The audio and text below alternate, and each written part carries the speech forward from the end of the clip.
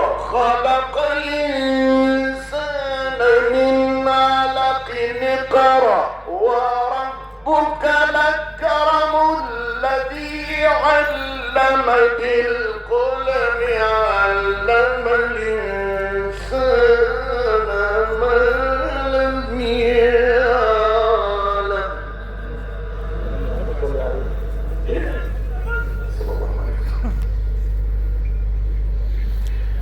لا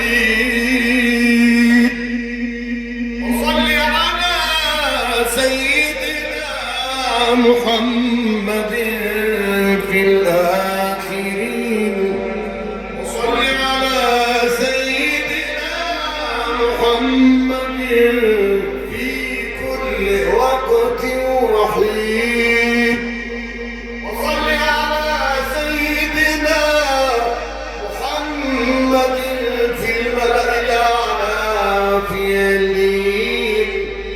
اللهم صل على سيدنا محمد بقدر حبك فيه وبجاهه عندك فرج عنا ما نحن فيه.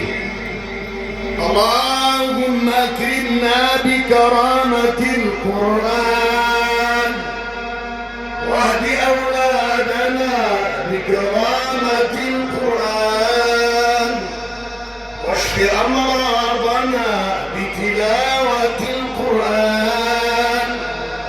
اللهم سهل علينا سكرات الموت.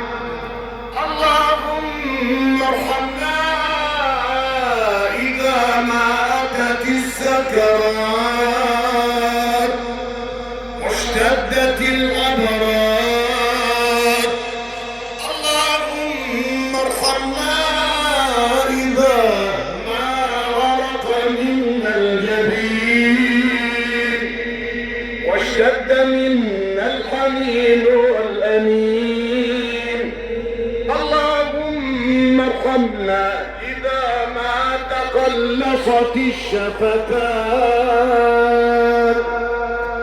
وشخصت العينان للواحد الديان.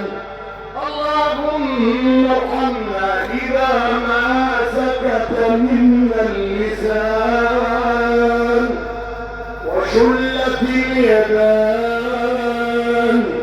وتجمدت القدمان.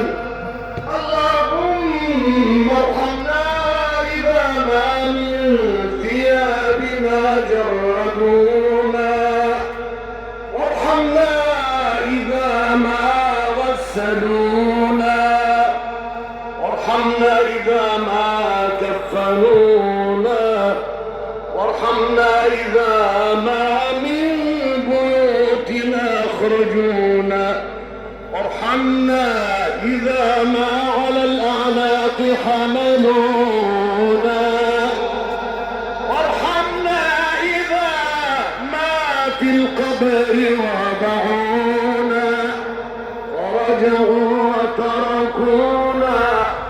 ليس لنا إلا الله، كل من عليها فان، ويبقى وجه ربك ذو الجلال والإكرام. اللهم ارحم فقيرنا، اللهم ارحم فقيرنا، اللهم اجعل هذه الليلة من أسعد لياليه. يا كريم يا حنان يا منان، نزل بك وأنت خير منزول. اللهم أكرم نزوله ووسع مدخله ونقيه من الخطايا يا رب العالمين، وابدله دارا خيرا من داره واهلا خيرا من اهله، واجعل مرضه تكفيرا لسيئاته يا كريم. اللهم انزل عليه في قبره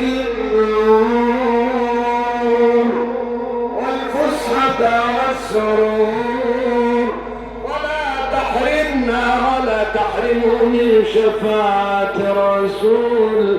اللهم يمن كتابه ويسر حسابه، واحشره مع النبيين والصديقين والشهداء والصالحين، وحسن أولئك رفيقا. سبحان ربك رب العزة عما يصفون، وسلام على المرسلين، والحمد لله رب العالمين. لمن كانت له هذه التلاوة بسر النبي وسر تعاب الفاتحة.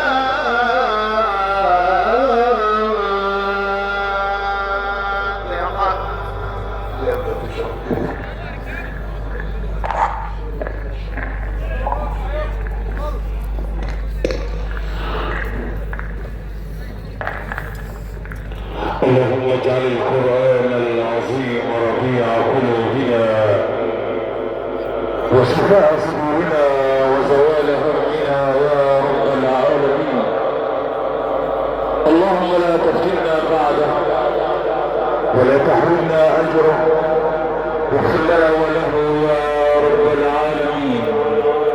احمدنا اخوة الايمان والاسلام استمعت من ايات الله والبينات التي قدرتها على مسار حضراتنا على مستوى العالم الاسلامي. الشيخ الذي تسعدون به قريبا عبر موجات اذاعه القران الكريم من مسجد الهيئه الوطنيه للاعلام، فضيله القارئ العلم الدكتور حامد منصور صفوت القطعاني، موجه القراءات وعلوم القران الكريم والمقيم في حي كل مرة بمدينة اسكندرية. توزيعا لهم على اكثر مقدرات السيد يطيع وأولى مخازن الفراش الحديثة الكبرى والمصنف برقم 1 لأعمال الفراشة وتنظيم ليالي القرآن الكريم الباشمهندس المعروف الحاج فرج محمدين المقيمين بكفر عاشور التابعة مركز ومدينة منهور.